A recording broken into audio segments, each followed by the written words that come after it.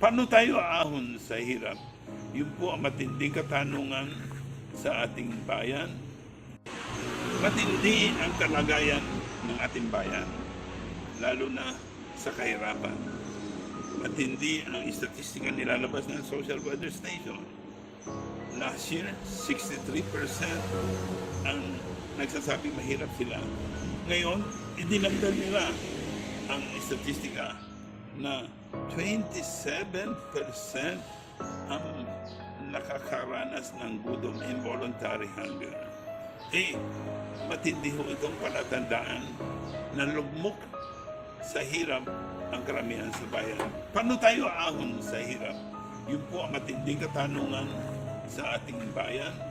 Marami ho nagsasabi, dagdagan ng ayuda. Hindi po kami naniniwala sa ayudang pantapal-tapal lang.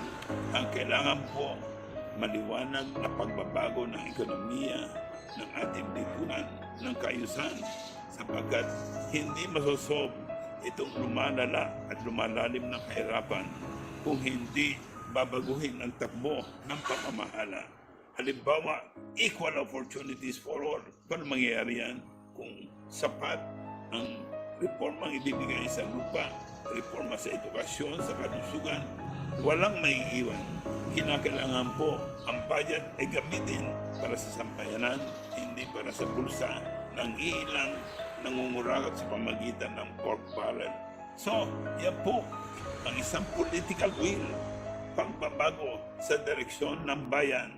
Ito po ang mensahe ng Arise, bangon tayo.